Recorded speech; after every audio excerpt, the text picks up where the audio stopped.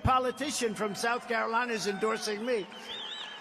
How do you do that when she was the governor? And it was just reported that Nikki Haley, state director in New Hampshire, this is a very bad one. Listen carefully. Tyler Clark, did anyone ever hear of him? He was a lobbyist for the 1630 Fund, which is managed by Arabella Advisors, which is the largest Democrat dark money network in the country and considered public enemy #1. That's who's managing her campaign. Does that tell you something, perhaps? The 1630 Fund and the larger Arabella Fund, you know who that is? It's a network, and they're giving her a lot of money because they want her to win because they don't want to run. Hey, look, they lost in 2016, and they lost even bigger in 2020, okay?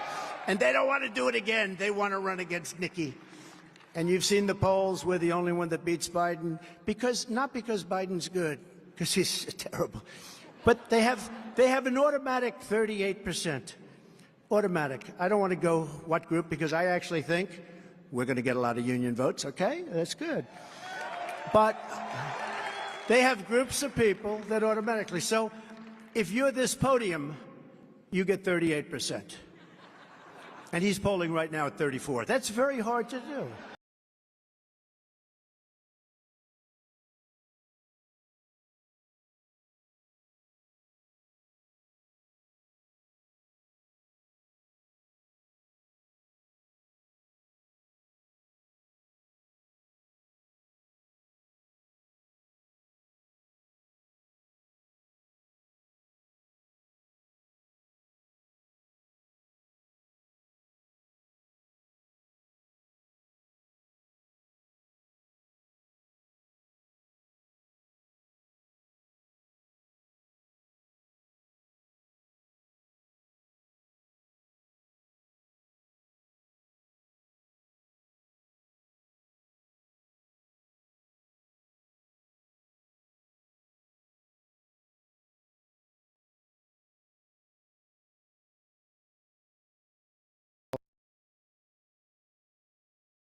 Where the 51 intelligence agents said, oh, no, it was from Russia. They knew it was from Hunter. It was from Hunter.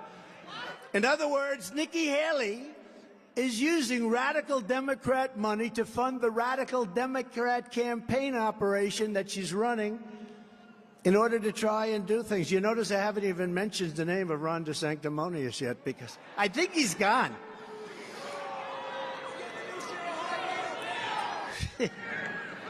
You didn't say that. No, he does not wear high heels, okay? He does not wear high heels. All right, maybe he does. Guy screams out he's got a new pair of high heels. You can't do that. It's not polite. Don't do that. I'll have to admonish you. But they want to turn liberal voters into Republicans for about 2 minutes while they vote and then go back to being liberal voters in the Democrat Party. It's terrible. It's a terrible thing. Hey, look, I love this state. You know, you really helped me a lot. 2016, we came in here, we blew this state open, you know, and blew the election open more than anything. And I came in and we did fantastically here. We've done great here. But you can't let that happen. You can't have the Democrats. You just got to get rid of the system. It would take, if you're governor, it would take about 2 minutes. You just can't have a system where Democrats, think of it, Democrats are allowed to vote in the Republican primary. That's the only thing I can't determine. How many are there? We know there are at least 4,000 because before October 7th, they were allowed to openly come in and vote. So we know they have that. But how many are there? So just make sure, don't listen to polls. Get out and vote. We need a big, big win against these terrible people. I spent so much time last week saying that in Iowa. I said, you know, we had great polls. We were up like 40. And I said, don't believe the polls. Pretend you're one down because we don't need any surprises. And I said, Alice, you got to get out of bed now, Alice. We're going to vote. But, darling, I don't feel good. It doesn't make any difference, Alice. You got to get the hell out of bed. We're going to vote because we don't want to take any chances. And we need big margins because we have to send real unity as a message. Because, you know, with real unity, they won't be able to cheat. It won't matter. The radical left Democrats are supporting Nikki Haley for one reason, because they know she's very easy to beat. She's going to be very easy to beat. She's them. That's why I'm so proud to be joined today by an incredible group of leaders from Nikki's home state of South Carolina, where we'll be in about 3 weeks. We'll be there in 3 weeks. And I saw a poll, Henry, the governor, what a great governor. I saw a poll, and by the way, he actually really did keep his state open. He's one of the few. He really did, because I said to the governors, you have to do what you want to do. That's one of the few people, and there were a few, they were all Republicans, but he really kept his state open. But they understand that I am the only candidate in this race who's going to save America, and we're going to get rid of this Biden disaster right away. So it is my honor to call on stage from South Carolina, Governor Henry McMaster, one of the best governors in the country. Come on up, Henry. We'll be there in 3 weeks. So we're going to be there in 3 weeks, so you know what I'm doing? I'm kissing ass. I'm kissing ass. Lieutenant Governor Pamela Evett, she's fantastic. Pamela. Attorney General Alan Wilson, just won a very big case, by the way. Big case, Alan. South Carolina House Speaker Merle Smith. Love that name. South Carolina Treasurer Curtis Loftus. Thank you very much. Thank you, Curtis. Congressman Joe Wilson. Do you remember Joe Wilson? Do you remember? You're lying, he said. You're lying. Because that's a believer. He's great. That made him very popular, actually. It caused a little turmoil, but it made him very popular. He's great. Congressman William Timmons. William, thank you. And a friend of mine, an incredible political figure. He's really taken politics by storm, Congressman Russell Fry. Hey, Russell, I'm going to ask you, if you would, wherever the hell you are, to say a couple of words, and then a couple of others, and we're going to get this done real quick, but we have to be really good to South Carolina because we have to win big. We're only up in the last poll by 60 points, 6-0. That's pretty good. She was the governor, and we're up by 60. So, Russell, why don't you start? Go ahead. Thank you, Russell. Hello, New Hampshire. How we doing? Man. Joe Biden heard that from his basement in Delaware, I think. That was so loud. It is an honor to be here in New Hampshire. I got to tell you, the first time that I ever stood on stage with President Trump was 2 years ago in South Carolina. It was 20 degrees. That was pretty cold. Not like New Hampshire cold, but cold. And what was amazing to me is we stood there and thousands of people, much like today, came out to support Donald Trump again for President of the United States. Are y'all ready for Donald Trump?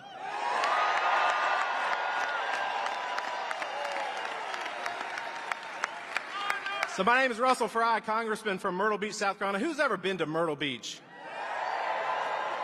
Who wants to go to Myrtle Beach right now? All right. So I came all the way to New Hampshire because I have one question, actually two. Is this Nikki Haley country?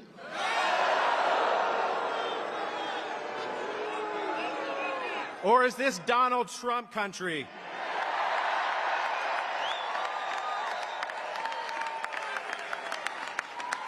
That right there is the power of the America First movement, and there are so many South Carolinians here. We could be in our home state. It's a little bit warmer right now, but we chose to come up to New Hampshire for a reason. There's a reason why President Trump in South Carolina, in the Governor Haley's former state, well, she has 14 endorsements compared to Donald Trump's 100.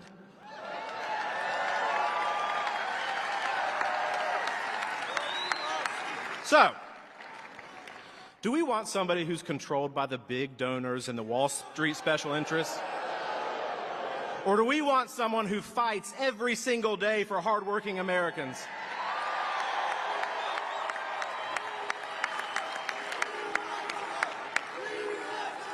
Do we want somebody who flip-flops on every position? Or do we want somebody like Donald Trump who keeps his word? And this is interesting because we've lived it in South Carolina, but do we want somebody who caves to the Chinese Communist Party, gives them land and calls them a friend? That's true. Or do we want somebody like Donald Trump who they fear? And lastly, do we want somebody who's soft on immigration? Or do we want somebody who can secure the border, build the wall, and bring back our rule of law?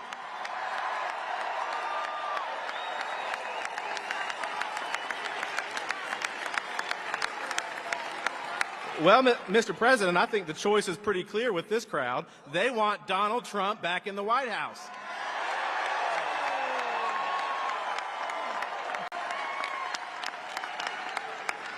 So you got a task ahead of you. Tuesday's a big day. And like the president just said, if somebody's sick, if it's too cold, look, Iowa just voted in record numbers. Despite 3 feet of snow or whatever it was, we get a dusting in South Carolina and the whole state shuts down. So it is so important to get out there and vote, because it is time for us to fight for this man like he has fought for us. Are y'all ready for that challenge? We need a leader who can turn this country around. President Trump has done it once, and I know that he can do it again. So on Tuesday, let's take that next step. The next step to retire the mumbling, bumbling, mentally deluded occupant of the White House out and put this man back in as the 47th President of the United States. Thank you.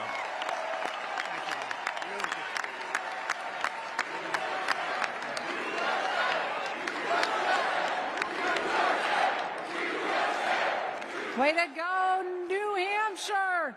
Are we coming out for Trump on Tuesday or what? Are we going to take 10, 15 people to the voting polls with us? Are we going to do that? We need to do that because we have an open border. I'm here today not just because I'm the Lieutenant Governor of South Carolina, because I have believed in President Trump since 2015. President Trump made our country safer and everybody prospered. Now our borders are open. We need to bring him back. Do we need to bring him back? Bring him back. If we want our borders closed, we need to do what? Bring him back. If we want to become energy independent again, what are we going to do? If we want to make sure that we take care of our veterans, our seniors, and our law enforcement, what are we going to do? You know, everybody likes to talk about Donald Trump's policies and they want to take credit for them. But when this man was born, God broke the mold. And you cannot have President Trump policies without President Trump. Thank you so much, New Hampshire. Let's close this on Tuesday.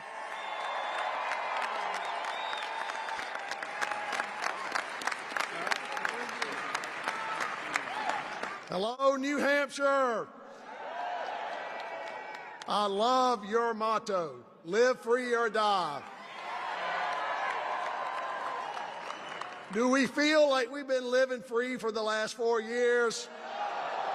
Well, there's a way we can fix that, and that is to elect Donald Trump as the next President of the United States. My name is Merle Smith. I'm the Speaker of the South Carolina House. I served with Nikki Haley in the General Assembly. I held a fundraiser for her when she ran for governor at my home. But I can tell you right now, I, as well as a majority of my colleagues in the leadership of the South Carolina House of Representatives and members, are supporting Donald Trump. And let me tell you why. Because this man created one of the most robust economies in our lifetime 4 years ago. He is someone that does not need on-the-job training. He is someone that knows how to make this country great again. And so I would ask you for one thing. You are in a unique position. You are in a sacred position right now, because Tuesday you can come out and vote and have Donald Trump win this primary overwhelming and send a message to the Republican Party in this state. And I tell you this, if you do that and you win by a big margin here, we'll finish the job in South Carolina. So thank you. God bless you. Vote Donald Trump.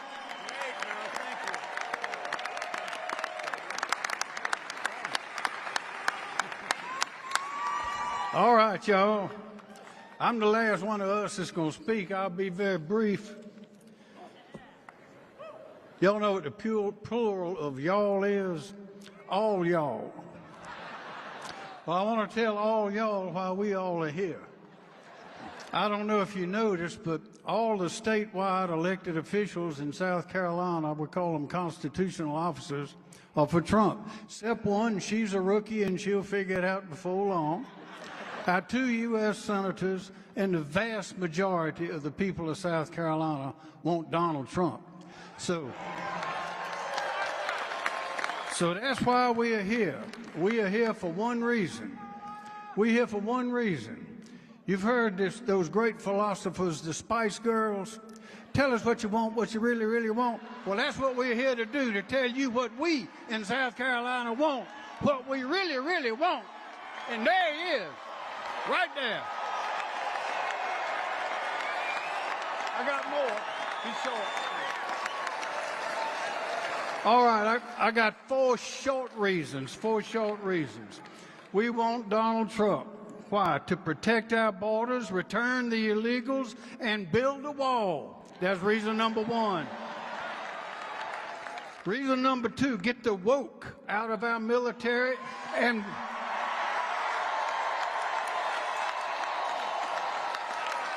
get the woke out of our military and put the fight back in. Reason number 3 or 4, put common sense conservative judges in the courts to restore the rule of law and the Constitution. And finally, to tell our enemies abroad that America is standing back up and it's time for them to sit back down.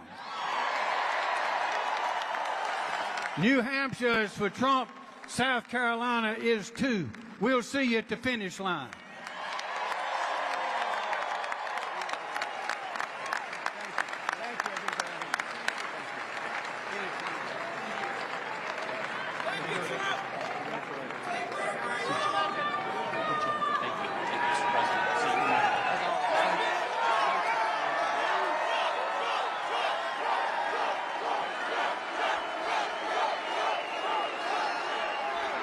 Well, thank you very much, South Carolina Governor. Thank you very much. Very popular group of people, I'll tell you. They've done a fantastic job. And again, we're going to be there in 3 weeks. That's why I did that. Don't tell them, but that's why I did that. It's a big, very political state. They have a lot to say about things, and we love them. And we have almost everybody supporting us there, which is quite a tribute when you have somebody running who was the governor.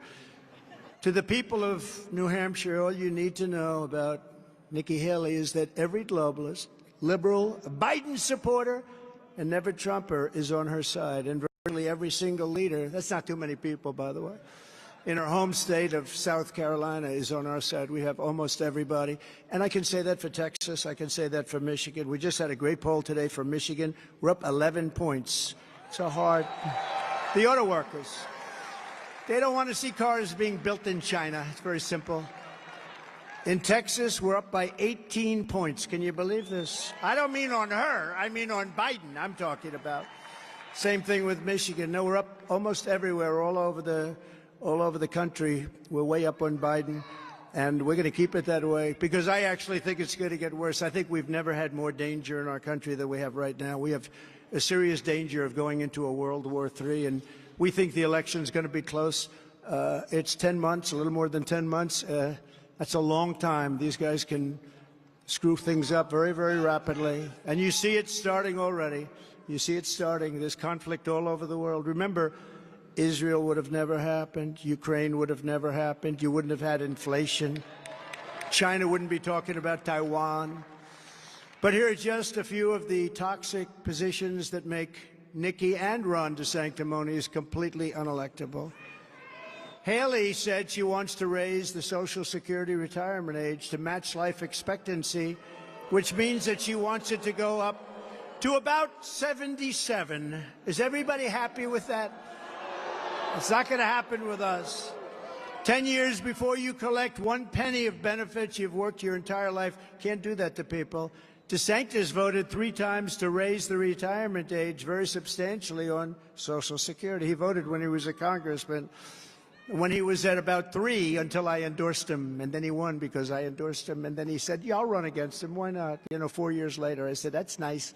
So we hit him hard. They said, don't hit him so hard, sir. He's a Republican. I said, I don't give a damn. Nikki also supported Rhino Paul Ryan's 2011 plan to destroy Medicare, the same plan that led to Democrat ads, the most vicious ads, showing Republicans wheeling Granny off the cliff. Do you remember that one? That was not good politics. They lost that election by a lot. Incredibly, Nikki is defending her planned cuts for Social Security, and she's out there really defending. No, we want to cut, we want to cut.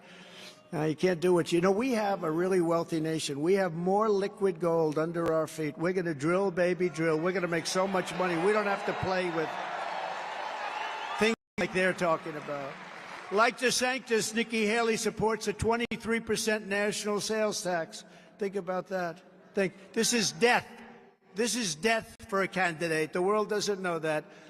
I thought I'd let you know before the election. Perhaps worst of all, Nikki Haley is backed by the deep state and the military-industrial complex because they know she is a globalist, and really a globalist fool who they can easily manipulate into sending hundreds of billions of dollars to Ukraine. Think of this. We have sent over $200 billion to Ukraine, and Europe, our European friends, when you combine them, it's about the same size the economy as the United States. They've spent barely $20 billion, so we're at $200 billion. I think they should make up the difference. Don't you think they should at least equalize?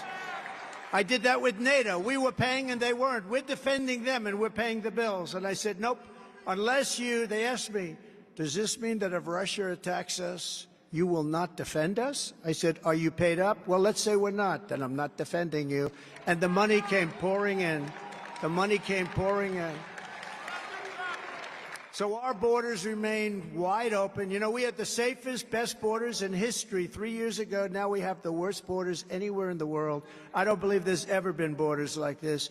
In short, if you want a losing candidate who puts America last, vote for either one of them, Nikki Haley or Ron DeSantis. The other day, I think it was NBC, they're interviewing him, a straight interview, but they can't do a straight. NBC's one of the worst, but they can't. But it was sort of straight. But they said, ladies and gentlemen, we're pleased to have this opportunity to talk to Governor Ron DeSantis. And he said, no, it's DeSantis. That's good branding. Well, you can get it so they can't even get his name right. And that's just the abbreviation of DeSanctimonious, right? But if you want a president, and I think he's going to be out pretty quick based on what I'm hearing, based on what I'm looking at. You don't have to hear it. You have to look at things called polls. And she's going to be out pretty quick, too.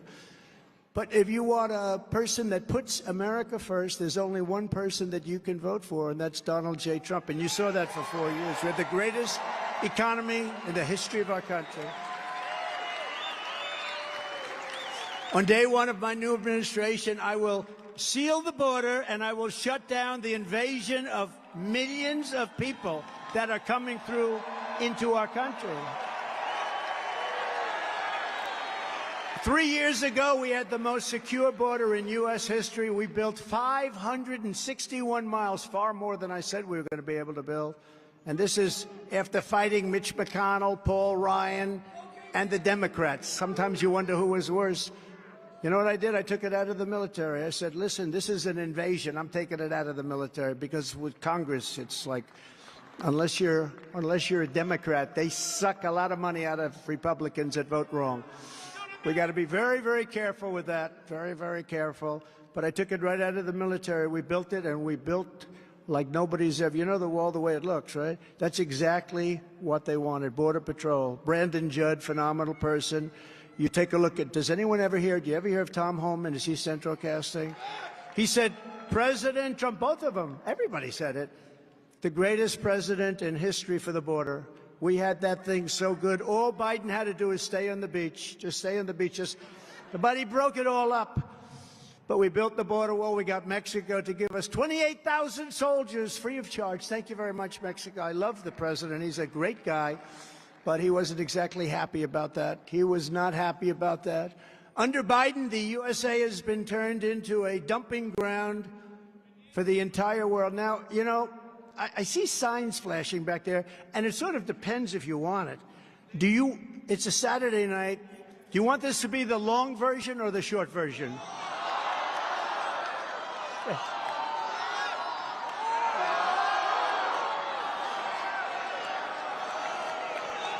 Do you want to hear the snake? Because it's very, do you want to hear? All right. Sadly, this is emblematic of what's going on in our country. At the border, this was an old song that I revised a lot for purposes of saving our country, frankly. And it has to do with the border. Think of it as the border. Think of it as the people that we're letting in, because they're coming in from jails and prisons. They're coming in from mental institutions, insane asylums. They're emptying out into the United States. We're like a dumping ground. Terrorists are coming into our country. And I think this is very emblematic of what's happening. Sad. Sad. People love it, but it's sad. But it gives you what is going on. On her way to work one morning, down the path along the lake, a tender-hearted woman saw a poor, half-frozen snake. His pretty colored skin had been all frosted with the dew. Poor thing, she cried, I'll take you in and I'll take care of you. Take me in, O tender woman, take me in for heaven's sake. Take me in, O tender woman, cried the vicious snake. She wrapped him up all cozy in a comforter of silk and laid him by her fireside with some honey and some milk. She hurried home from work that night, and soon as she arrived, she found the pretty snake she'd taken in had just survived. Take me in, O tender woman, take me in for heaven's sake. Take me in, O tender woman, cried the vicious snake. She clutched him to her bosom. You're so beautiful, she cried. But if I hadn't brought you in by now, you truly would have died. She stroked his pretty skin again and kissed and held him tight. But instead of saying, thank you, ma'am, the snake gave her a vicious bite. Take me in, O tender woman, take me in for heaven's sake. Take me in, O tender woman, sighed the vicious snake. I saved you, cried the woman, and you've bitten me, but why? You know your bite is poisonous, and now I'm going to die. Shut up, silly woman, said the reptile with a grin. You knew damn well I was a snake before you took me in. Right? That's what's happening on our border. That's what's happening. That's what's happening. We're taking in people that shouldn't be in our country. This is a problem, and we will be doing a lot of things, but isn't it true? We're bringing them in from mental institutions, prisons. Terrorists are pouring into our country. You know, in 2019, I saw on one of the shows, this was true news. In 2019, they had no terrorists reported at all coming in because we had a anti-terror clause, and it was actually upheld in the United States Supreme Court. We have 3 great new justices, and we have some very good justices on the court. I hope the Republican justices are willing to do things right. You know, a Democrat put in, let's say, by Obama or Biden, they're down and dirty. They'll just say, nope, nope, I'm voting the way that guy wants. A Republican, they want to show that they can't be bought, that the fact that you put them there and made their lives, took them from someplace where they were doing quite well. But you know what? They want to go out of their way to be politically correct.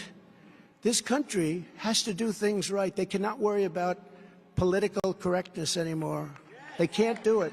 They have to do things right.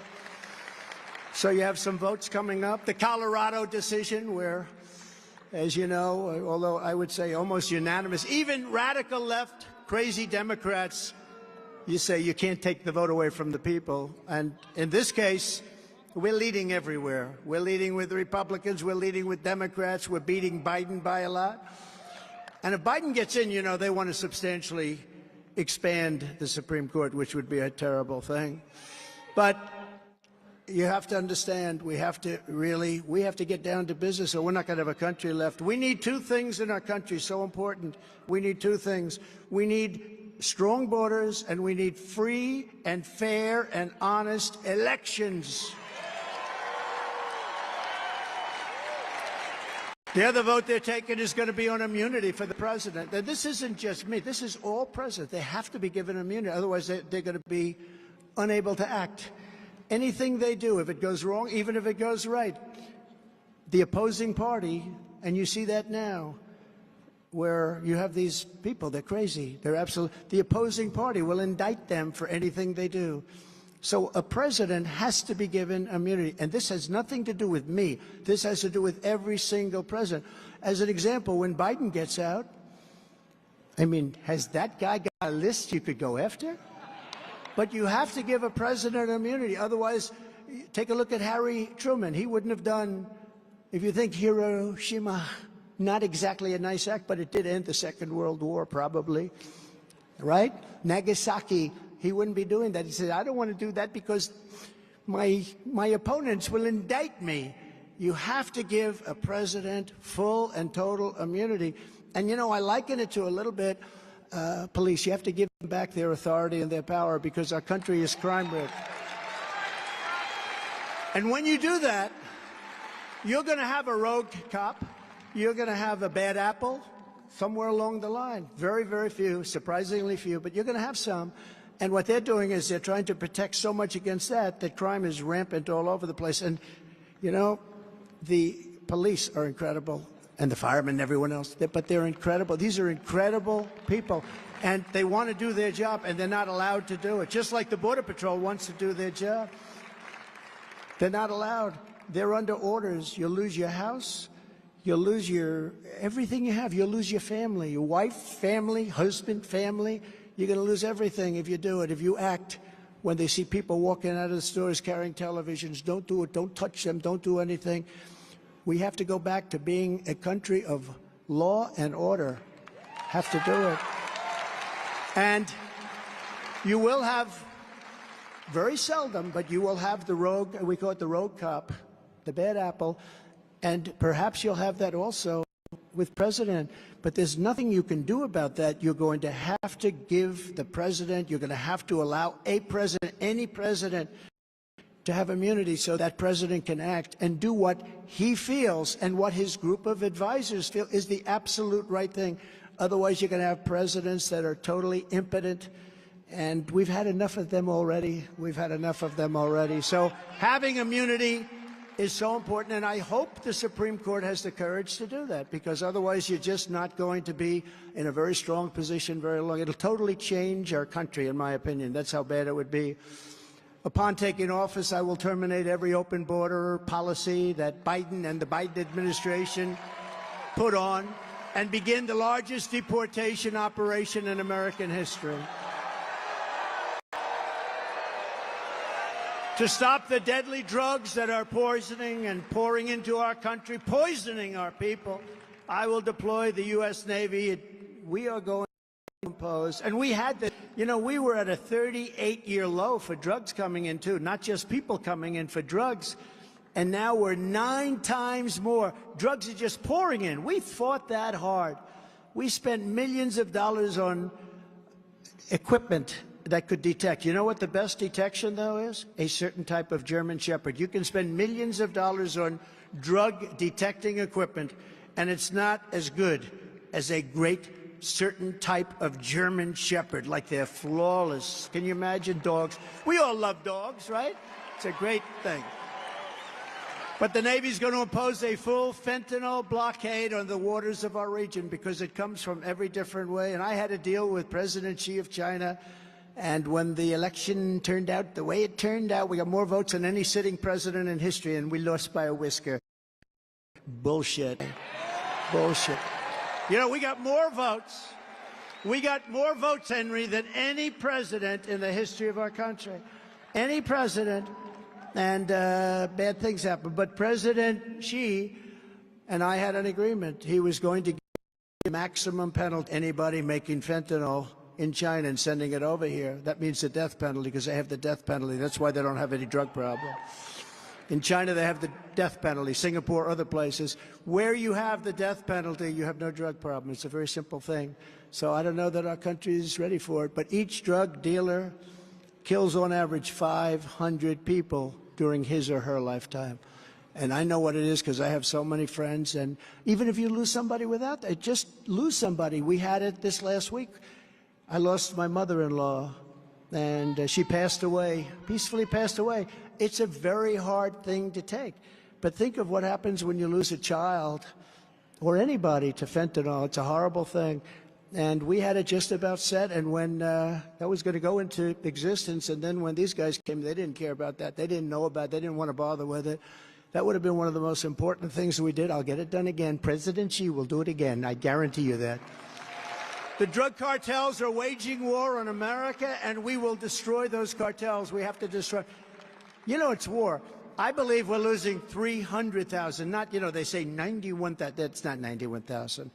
300,000 people a year, I believe, are lost to drugs pouring into our country. That's worse than a war, okay? That's worse than a war. So we have a war going on. And I will use Title 42, which I had. In fact, the judge in that case was fantastic. He said to they wanted to terminate it early. The judge wouldn't let him do it. He said, no, wait a minute. Do you know what's going to happen to our country if we do that? Title 42. And he said, no, but it expires. You can wait. But if you don't extend it, it would be terrible. But I'm not going to give you the right to terminate it. He was fantastic, actually. He understood. But Title 42 to end the child trafficking crisis by returning all trafficked children to their families and their home countries immediately. Nikki Haley will never secure the border or stop the fentanyl that is killing thousands and thousands of New Hampshire citizens. You know, I took tours with your police force and your fire force.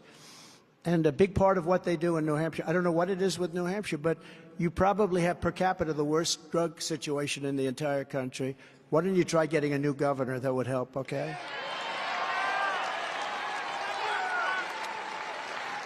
But you have the worst. I believe it's the worst. Per capita, I believe it's the worst, and it's not even close. But I went around with the firemen, the job they do, the policemen, the job of keeping people alive. But sometimes they'll have to do it 4 or 5 times with the same person, and oftentimes that person doesn't make it eventually. Nikki Haley opposed my border wall very strongly. She condemned my strong border policies, and they really worked. They really worked. I mean, I put in policies. I didn't want people coming in from countries that hate us, that want to blow up our shopping centers and kill our people. And so we didn't let them come in, and we had a, you know, I wanted to talk about it so badly during that 4-year period. 2.5, 3 years went up. I said, I want to talk, but I don't want to mention it, because if I mention it the next day, they'll have a problem and they'll say, see, but we went, now I can talk about it with great pride. We went 4 years without any terrorist problem because we kept them out. We kept them out. And remember, Iran was broke under the Trump administration. Iran was broke. I said to China, if you buy 1 barrel of oil from Iran, you're not going to do any business in the U.S., and we're going to put 100% tariff on everything you have. They said, like we said, we're not going to buy any oil. But I did that with many countries, and they were absolutely broke. If you remember back, you go back 3.5 years ago, you will see that there were reports, actually, even from the fake news, that Hamas, Hezbollah, they didn't have any money because Iran had no money to give them. They wanted to survive. And I didn't want to be bad terror. I just didn't want Iran to have a nuclear weapon. I said, you know, we're going to make a great deal. Everybody's going to be happy. You're going to be rich as hell again. Everything's going to be great. But you cannot have a nuclear weapon. Now they're 31 days away from having a nuclear weapon. These numbskulls have done nothing. It would have been such an easy deal. They wanted to make a deal. And then because of the results of the election, they said, let's wait it out. Nobody ever contacted him. They're going to have a nuclear weapon in 31 days, the likes of which, the power of nuclear weaponry is not describable. Actually, it's not describable. And that's where we are right now. This country has regressed to a point that it's so embarrassing to even talk about when you look at what's happened. Just 3 years, a little more than 3 years, what's happened to our country is so sad to see. Nikki stabbed the Republican Party in the back by siding with Barack Hussein Obama against the Trump travel ban, which kept us safe. That travel ban was a gift from God. It kept us safe as a country. We didn't have the problems that other countries had.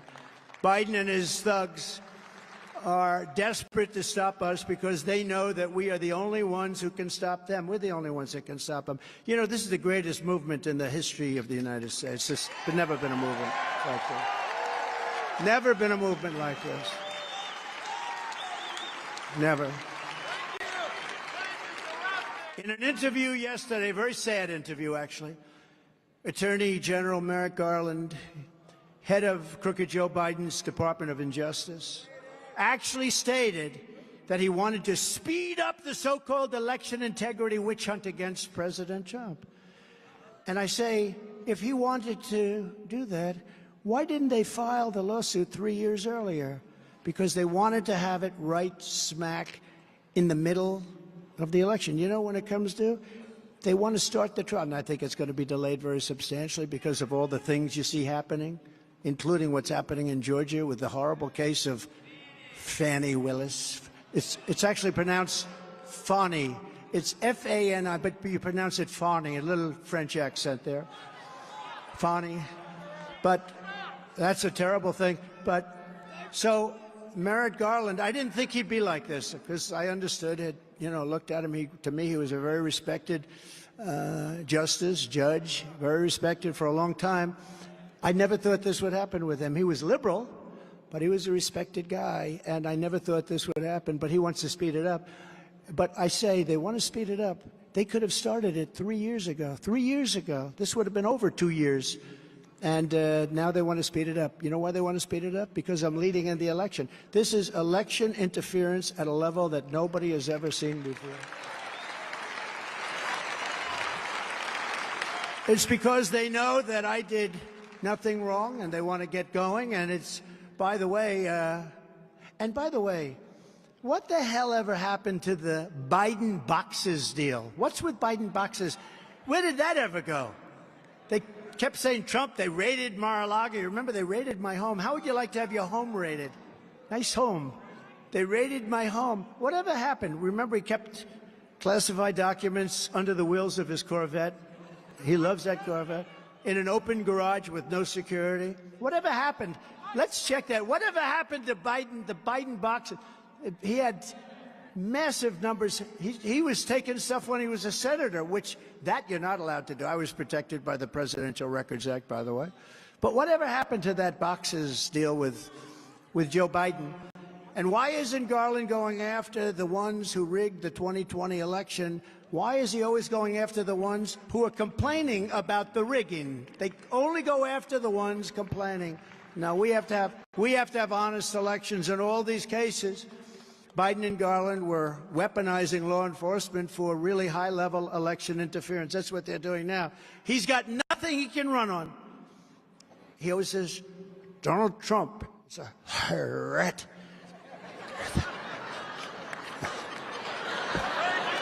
He's a threat to democracy. That's right. That's right. MAGA. We've got to stop MAGA. What does MAGA mean, Joe? Make America great again.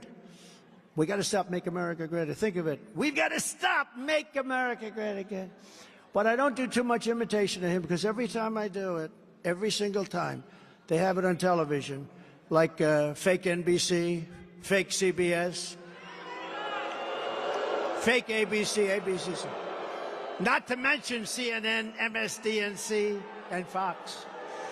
But every time I do it, if I imitate him, they show me Donald Trump spoke poorly last night. He could hardly say a word. So it's very dangerous. You know, 2 weeks ago, 3 weeks ago, I hardly do it anymore. Maybe I'll do it for New Hampshire. I'm desperate to get your vote.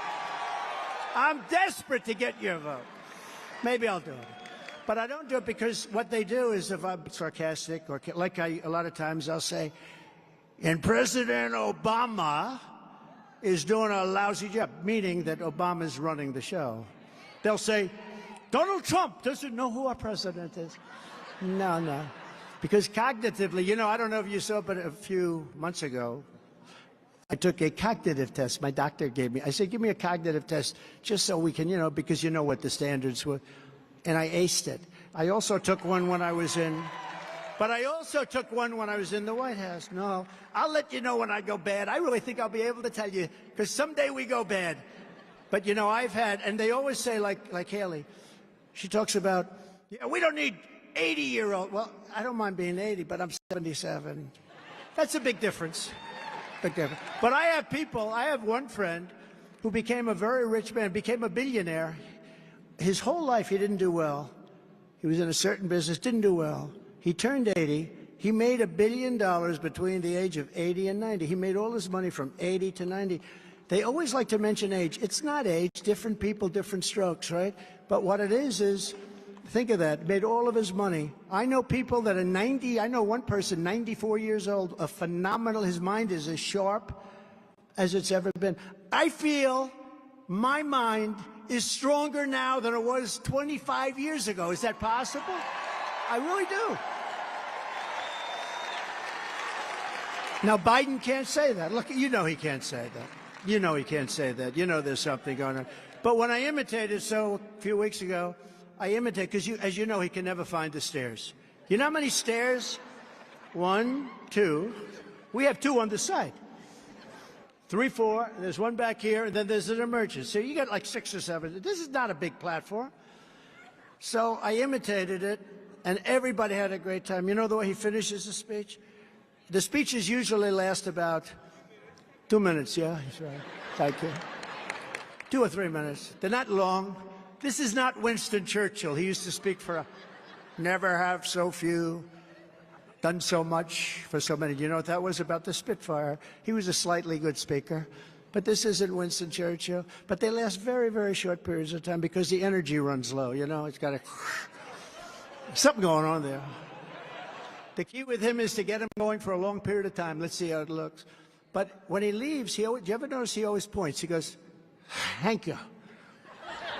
He always goes, like the Heisman Trophy.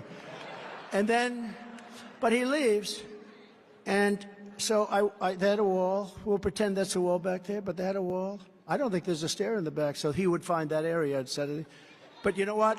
So there's a wall, and I imitated him going to the wall. And everybody cracked up. We were all having a good time. And the fake news said Donald Trump was embarrassed tonight.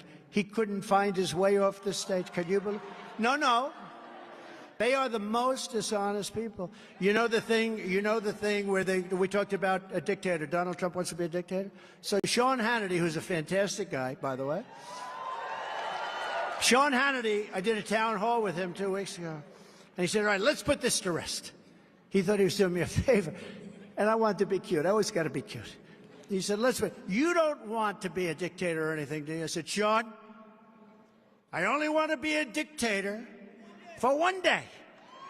And I'm going to be a dictator, Sean, for one day. And I'm going to close up the border, and I'm going to drill, baby drill, and after that, I'm not going to become a dictator. Right? So here's what the fake news does. It's so horrible. So I said, I want to be a dictator for one day, and then if you go on just like 10 seconds, it says the 2 things, right? We're going to have a great border. We're going to drill, baby, drill, those 2 things. We're going to have energy. We're going to make so much money. We're not going to have to worry about your Social Security. So I said those 2 things. I said, I'm going to be a dictator, and they cut it. So all over television said, Donald Trump wants to be a dictator. Listen to it. I'm going to be a dictator, cut. Now that's really, and it said for one day, and I did also finish and said, and then after that, I'm not going to be a dictator ever again. So we were having fun, and they've got me saying I want to be a dictator. These are sick people, I'm telling you. We have to straighten out our free press. But Joe Biden, Joe Biden is a threat to democracy for a number of reasons. Take a look at what he's doing with weaponization. What he's doing with the weaponization that we just discussed is terrible, but he's a threat for another reason, very big. He's grossly incompetent. That's the biggest threat that we have to democracy. We're going to end up in World War III with this guy running things. And you know, it's interesting. Until I got indicted, I never talked this way about him. You probably know. Until I got, who is this? Is he a friend? You can get him out of here. Get out of here. Get out of here. Go ahead, you can throw him out.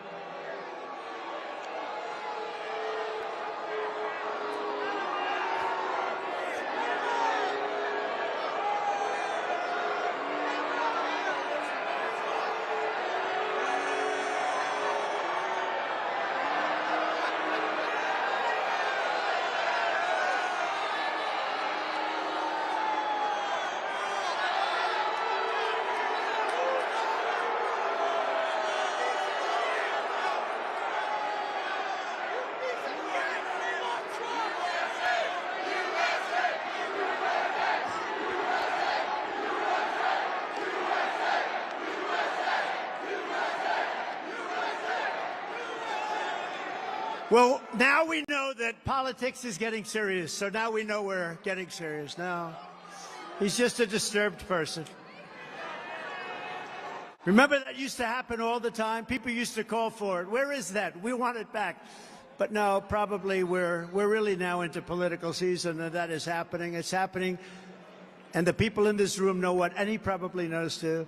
And a lot of those guys, by the way, are paid by Soros and these people. You know that. They're troublemakers. A lot of those people are paid. They go outside. In fact, they're MAGA people, but they can't help it. They say, look, he gave me, I said, do what you're doing.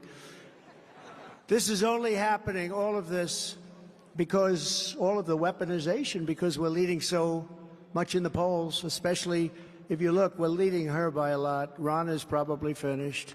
He's probably finished, sad. May he rest in peace.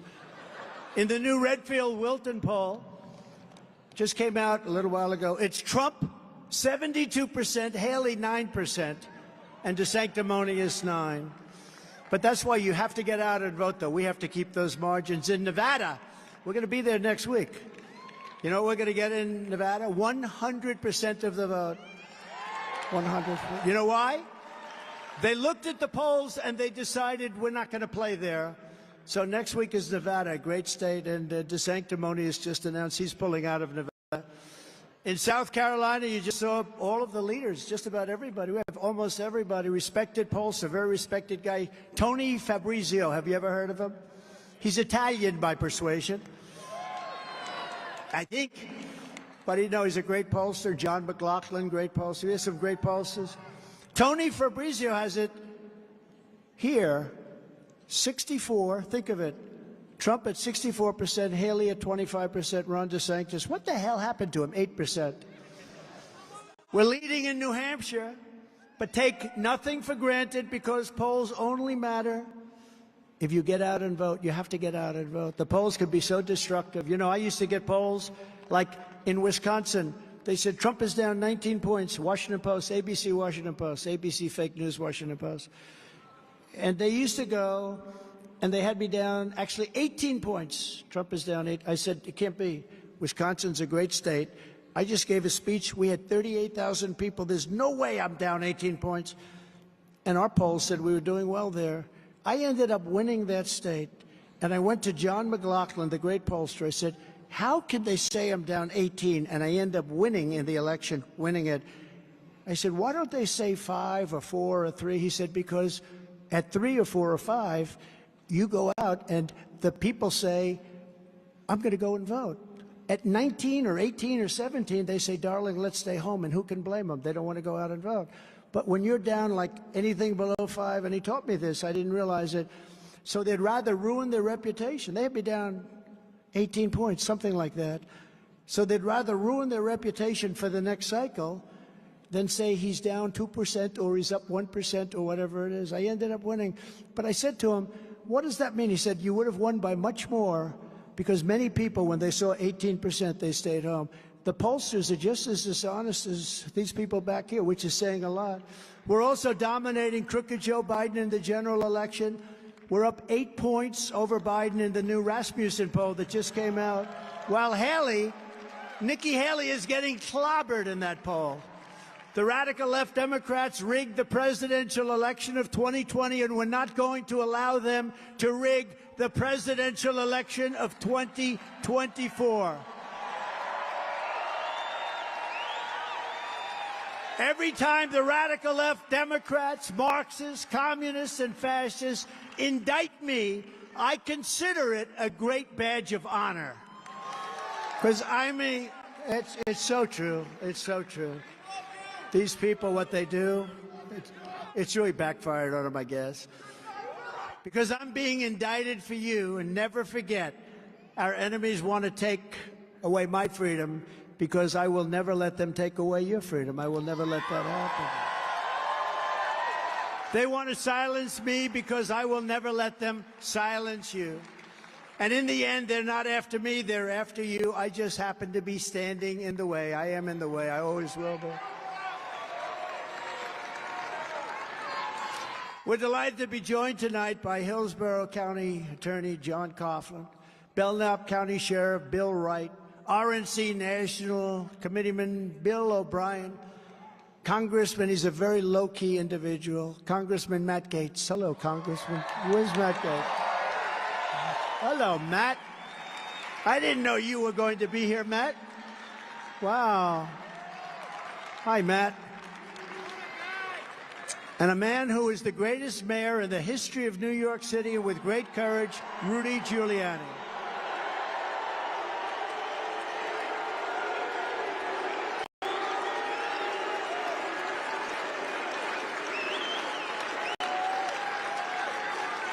He's a popular guy. I'll tell you, he's the greatest mayor, not even close. From the very first day that we take back the White House from crooked Joe Biden and his band of radical left lunatics, I believe we are going to have 4 of the greatest years in the history of our country. We had the greatest economy in history. Think of all the things we did. Rebuilt the military, biggest tax cuts ever, biggest regulation cuts ever. The next Trump economic boom will begin on November 5th, 2024. That's what's going to happen. And we're going to bring America together through unprecedented success. You know, when we were just prior to COVID coming in, and we did a great job, we got credit for economy, we got credit for military, we got credit for foreign policy, never got the credit that we deserve. We had this horrible scourge coming into our country, all over the world, people dying all over the world. We never got the credit. We did a great job with the ventilators and all of the things we did, but we never got it, and it's just incredible. But 4 incredible years under my leadership, we built the single greatest economy, think of it, in the history of the world. Our country has never been so successful, especially in that period, that long period of time before the China virus came to our shores, with record low unemployment rates for African Americans, Hispanic Americans, Asian Americans, veterans, young people, old people, people with diplomas, people without diplomas, people that went to MIT, like my uncle, who was there for 40 years as a professor, the longest-serving professor. Rudy, did you know that? My uncle was at MIT, Dr. John Trump, for 40 years. He's the longest-serving professor in the history of him. He had 3 degrees. 1 wasn't good enough for him, but he was great. He was great. My father's brother. Think of it, we had gas prices at $1.87 a gallon, and there was no inflation. We had no inflation. Energy caused inflation. Energy caused inflation. Together, we ended the NAFTA disaster, the worst trade deal ever made, and we replaced it with the brand new USMCA, the best trade deal ever made. And, you know, they're trying to renegotiate that now. Canada and Mexico, they want to renegotiate because it's a lousy deal for them. I could have told them that. I did that one myself. I took on communist China like no administration in history, bringing in hundreds of billions of dollars, pouring right into our treasury, when no other president in all of these years had ever gotten 10 cents, not 10 cents, came into our country from China. And I took out of those hundreds of billions, I took $28 billion out. I gave it to the farmers and to New England lobstermen who are under siege by Biden. Lobstermen and fishermen. Do we have any lobstermen and fishermen here? Lobstermen and fishermen. Yeah, that's interesting. And I will fight for the fishermen like never before with 4 more years as President of the United States. You know, they want to put fees on the fishermen. Every day they want $700. I don't know anything about the industry other than I protect the industry. But $700 is a lot of money for a fisherman to go out fishing. What happens if you don't catch any fish? That happens. As soon as I get back in the White House, I will quickly end Joe Biden's inflation catastrophe. We will terminate the Green New scam, and we will drill, baby, drill. We will drill, baby, drill. Right? We'll quickly cut New Hampshire energy prices in half. You have the highest energy prices in the entire world. Think of it. I just got finished saying you have the worst drug problem in the whole country per capita, by far.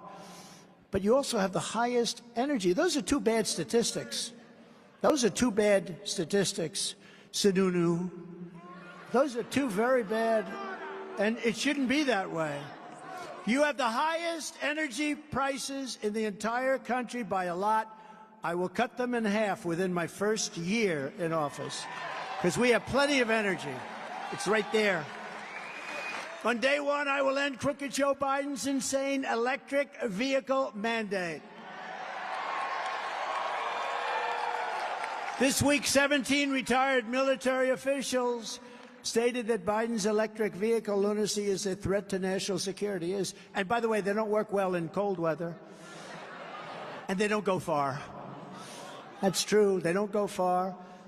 But it's certainly not great for your climb, they call it climate.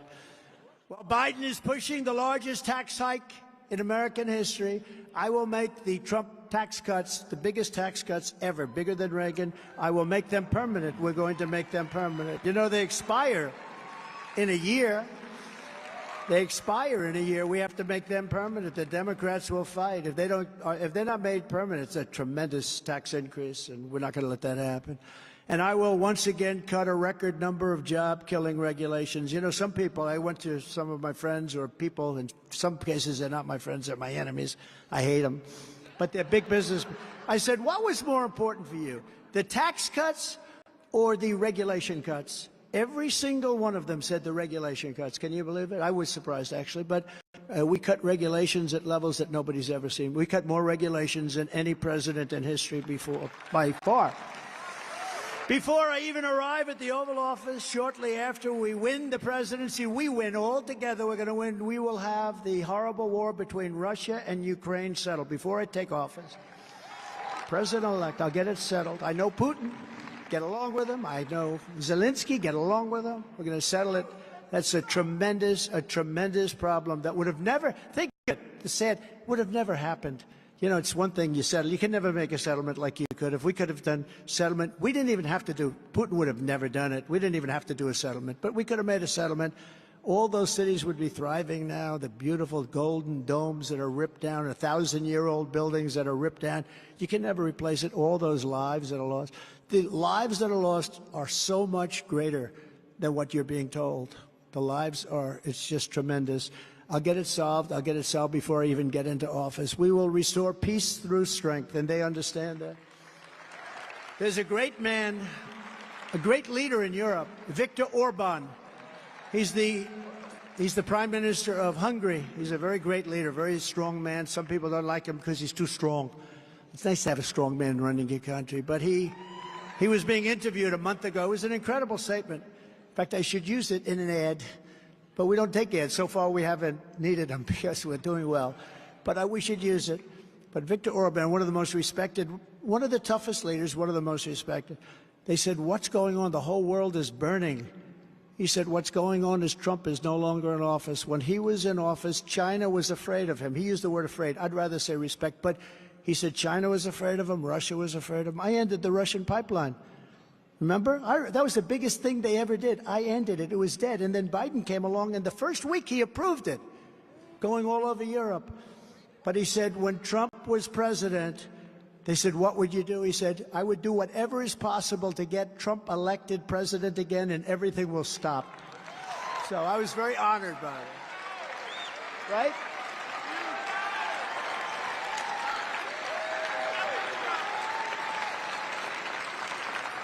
Can I ask a group of ladies, they follow me all over, I don't know what the hell's with their social life or their husbands. They come from North Carolina. There's like 100 of them. They're represented tonight by probably 30, and they always seem to have good seats. You know, they get good seats. Somewhere along the line, they know people in my campaign. I always notice, but could you stand up? This is their 117th rally. So beautiful. They're so beautiful. I don't know if their husbands are exactly thrilled by this, but this is number 117. Can you believe that?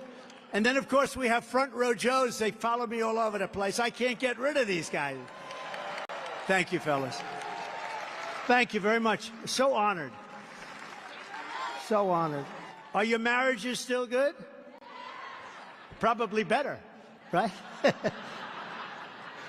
That's great. Thank you very much. That really is an honor.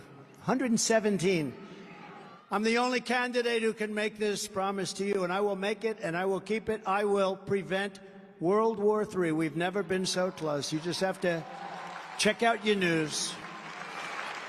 And we will build an iron dome over our country, a state-of-the-art missile defense shield made in the USA. We do it for other countries, and we don't do it for ourselves. We do it for other countries. All made in the USA. I will also defend our great veterans. Al is around here someplace. Where is Al? Al. The king of the veterans, I call him. Al, have I been good to the veterans? I've done a great job. Okay. Well, we're going to do it, Al. He said, well, the veterans say I was the greatest president for veterans, you know. We had a tremendous problem where the veterans weren't being taken care of, and I gave them immediate service. If they weren't able to see a doctor, you know, a lot of them couldn't see. They would be waiting, what, for 2-3 months even to just get an appointment. Anybody that couldn't get to see, and I got this approved by Congress, anybody couldn't see a doctor, you go immediately out. We have a whole group of doctors surrounding all of the hospitals. We have deals negotiated with them. You get taken care of by those doctors. It worked out so incredibly well, so unbelievably well. We also had something, you know, we have a lot of sadists that used to work, horrible people, thieves, sadists who used to work. We couldn't get them out because of civil service laws. I got it done, passed in Congress, not easy. They've been trying to get it done for 58 years. And the other with the veterans, they were trying to get that for 52 years. I got them both done. We fired 8,000 people that were sadists and thieves and crooks. We had one case in Arizona where people got caught stealing $400,000 and they couldn't fire them. They weren't allowed to fire them. They got caught stealing $400,000 and you couldn't fire them. And they got fired very quickly and then some. I will ask Congress to build the full-service VA hospital, Al, right here in New Hampshire. You know, you're the only state in the union. Do you know that? You're the only state in the union that doesn't have a full-service VA hospital.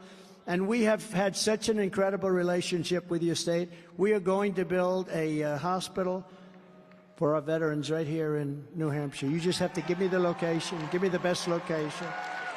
I will direct a completely overhauled DOJ to investigate every radical, out-of-control prosecutor in America for their illegal, racist, in-reverse enforcement of the law. And I am also going to indemnify all police officers and law enforcement, every police officer and all law enforcement, all throughout the United States to protect them. It's called indemnification. I'm going to indemnify them from being destroyed by the radical left for taking strong action on crime. They're told not to touch it, not to stop it. We're going to, and they're afraid to do it. They lose everything. We're going to rebuild our cities into beacons of hope, safety, and beauty better than they've ever been before. We're going to stop crime in our cities. We're going to stop it through strong law enforcement. You can't walk down the street of these cities nowadays without being shot or mugged or beat up or pushed into a subway train. We will take over the horribly run capital of our nation in Washington, D.C., and clean it up, renovate it, rebuild it. It'll be a capital like no other. Right now, you walk down the streets of the Capitol. Last night, 3 people shot. Every day, people are shot. Our Capitol is a disgrace. I was there for one of these fake trials the other day, a couple of weeks ago, and I'm driving down a major thoroughfare. Let's not even mention it. And there was so much garbage. They were literally driving over cartons and boxes and cans and beer. I say, what a disgrace. The median in between lanes, you know, the median was all falling down, that crappy steel median that they use in this country for some reason. Somebody does a very good job with getting that contract. Because have you ever seen these things? You put them up and the sun bends it. They look like hell after like 2 weeks. What kind of crap is that? But they're all over the place. And they all know what I'm talking about, too. Somebody did a great job of selling. Whoever the hell it is, they're rich as hell. But we're going to straighten out our cities. We're going to straighten out our cities, and we're going to take over the capital of the United States, and we're going to run it in the federal government. It's going to be run properly and safely. Nobody's going to get shot. And if they do, those people are in big trouble that did it. It'll become again the most beautiful capital and the safest capital anywhere in the world. No, but can you imagine you're a foreign dignity and you're coming into the United States and you're driving over garbage and you see the medians falling and you see asphalt that has potholes all over the place. What a scene. And I'm telling you, 4 years ago when I was here, I used to go crazy with that. Get that street clean. It wasn't my job. You know, you have a mayor, right? But you have a mayor. And they're supposed to do it, but we're going to take it over, we're going to federalize it, and we're going to run it in the federal government. It's going to be run properly, really properly and safely. On day one, I will sign a new executive order to cut federal funding for any school pushing critical race theory, transgender insanity, and other inappropriate racial, sexual, or political content onto our children to destroy their lives.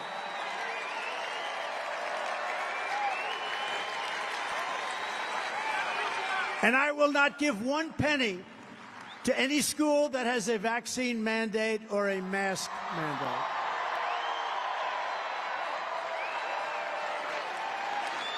And it's hard to believe that we have to even say this. It's so ridiculous. I will keep men out of women's sports. Totally done.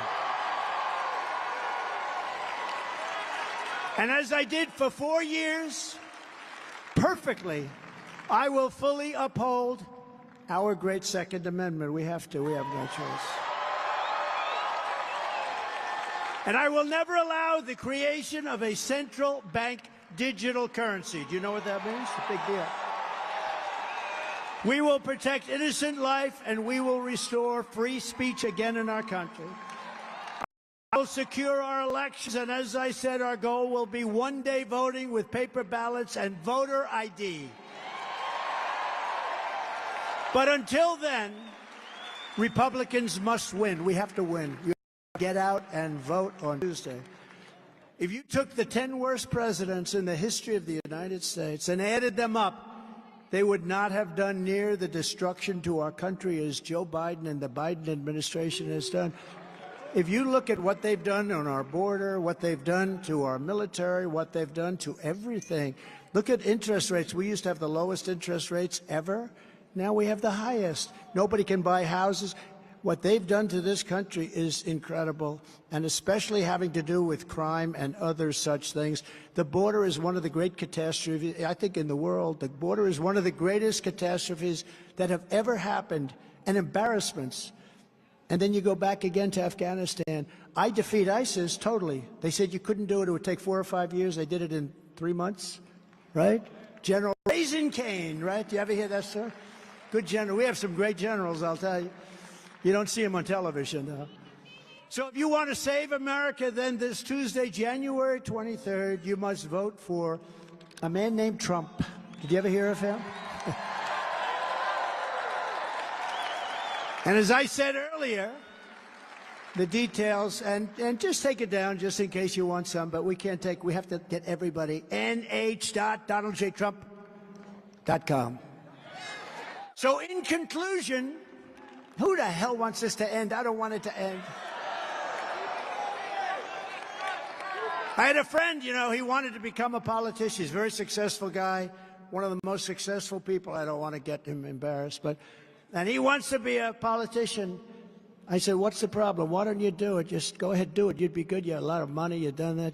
He said, I have one problem. What? He has stage fright. I said, stage fright. That doesn't sound good. If you have stage fright, I told him, if you have stage fright, this is the wrong business for you. But we feel comfortable together, right? You know? People say, how do you do that? You go up for 2 hours and you talk, and I would say 80% without these crazy things, right?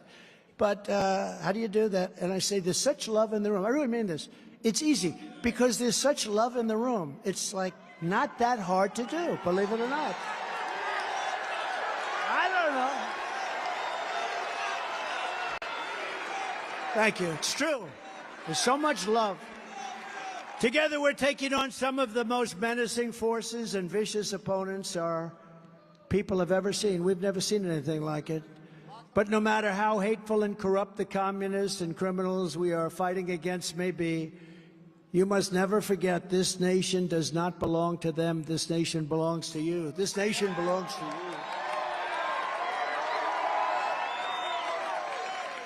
This is your home. This is your heritage. And our American liberty is your God-given right. This is your God-given right.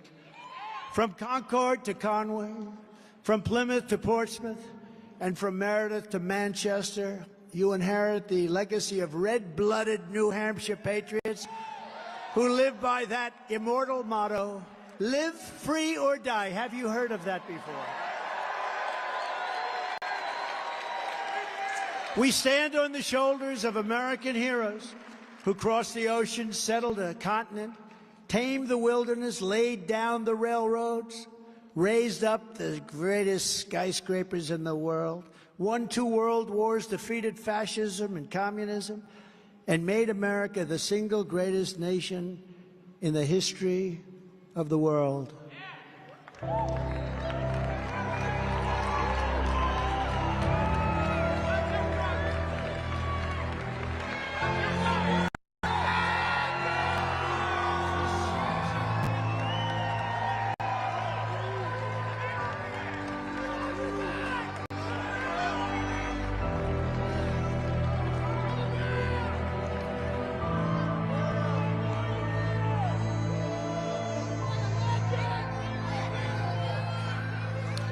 But now, we are a nation in decline. We are a failing nation. We are a nation that has the highest inflation in 50 years, where banks are collapsing and interest rates are skyrocketing. Likewise, we are a nation where energy costs have reached the highest levels in our history, where we are no longer energy independent or energy dominant, as we were just a few short years ago. We are a nation that is begging Venezuela and others for oil. Please, please, please help us, Joe Biden says. Yet we have more liquid gold under our feet than any other country anywhere in the world. We are a nation that just recently heard that Saudi Arabia and Russia will be reducing their oil production, while at the same time substantially increasing the price. And we met that threat by announcing that we will no longer be drilling for oil in large areas of Alaska or elsewhere on our land. We are a nation that is consumed by the radical left's Green New Deal, yet everyone knows that the Green New scam is fake and will lead to our destruction. We are a nation whose leaders are demanding all electric cars, despite the fact that they don't go far. So sad. They also cost too much, and whose batteries are produced in China with materials only available in China, when an unlimited amount of gasoline is available inexpensively in the United States, but not available in China.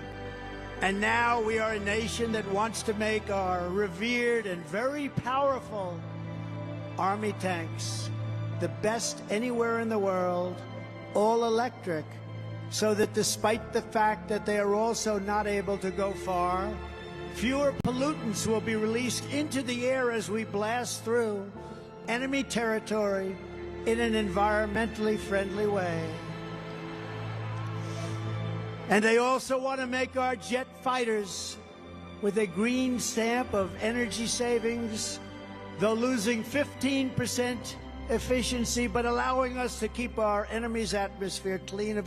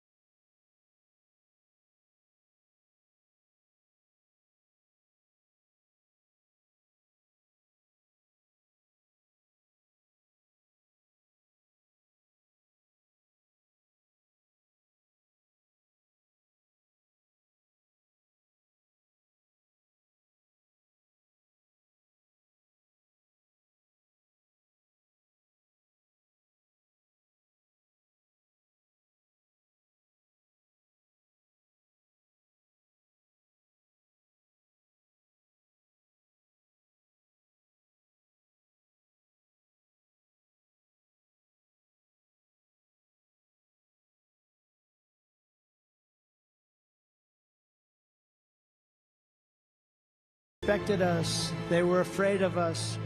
They weren't going to do a thing against us, and everyone knows it. And now Russia and China are holding summits to carve up the rest of the world. And perhaps most importantly, we are a nation that is no longer admired, respected, or listened to on the world stage. We are a nation that in many ways has become a joke. And we are a nation that is hostile to liberty, freedom, faith, and even God. We are a nation whose economy is collapsing into a cesspool of ruin, whose supply chain is broken, whose stores are not stocked, whose deliveries are not coming, and whose educational system is ranked at the bottom of every single list. We are a nation that just sold a once great company, United States Steel, to Japan. We are a nation whose stock market continued success is totally contingent on MAGA winning the next election. We are a nation where large packs of sadistic criminals and thieves are allowed to go into stores, openly rob them, beat up and kill their workers and customers, and leave with armloads of goods, but with no retribution. Where the authority of our great police has been taken, where their families and pensions have been threatened, and their lives would be destroyed for the mere mention of the words law enforcement. We are a nation where fentanyl and other forms of illegal drugs are easier to get than groceries to feed our beautiful families. We have become a drug-infested, crime-ridden nation which is incapable of solving even the simplest of problems. We institute the death penalty for drug dealers. Each dealer is responsible for the death during their lives of over 500 people or more. Mothers will never again be forced to watch their children overdosing and hopelessly dying in the arms of screaming, "What can I do? What can I do? I want my child back." We are a nation whose once revered airports are dirty, crowded mess. You sit and wait for hours and then are notified that the planes won't leave. They have no idea when they will. Where ticket prices have tripled. They don't have the pilots to fly the planes. They don't have the qualified air traffic controllers. And they just don't know what the hell they're doing. We are a nation that screens its citizens viciously at all ports. Every single port. But if you're an illegal alien, you're allowed to flow through all gates by the millions and millions and millions. We are a nation that has lost its confidence, its willpower, and its strength. We are a nation that has lost its way. But we are not going to allow this horror to continue. 3 years ago, we were a great nation, and we will soon be a great nation again.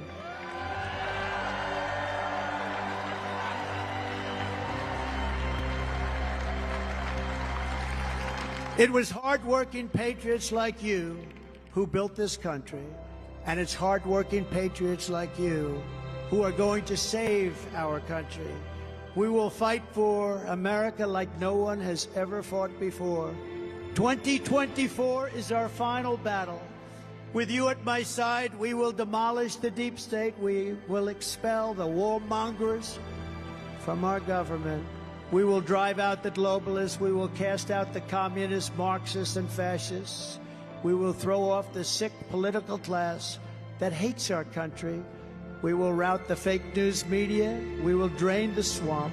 And we will liberate our country from these tyrants and villains once and for all. We will be a liberated country again. Like those patriots before us, we will not bend, we will not break, we will not yield.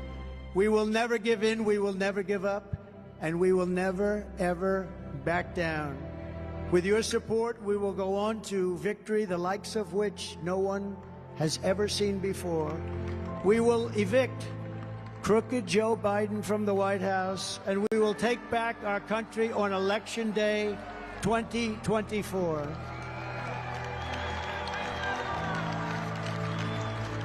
The great silent majority is rising like never before, and under our leadership, the forgotten man and woman will be forgotten no longer. We are one movement, one people, one family, and one glorious nation under God. And together we will make America powerful again. We will make America wealthy again. We will make America strong again. We will make America proud again. We will make America safe again. And we will make America great again. Thank you, New Hampshire. God bless you. God bless you. Thank you.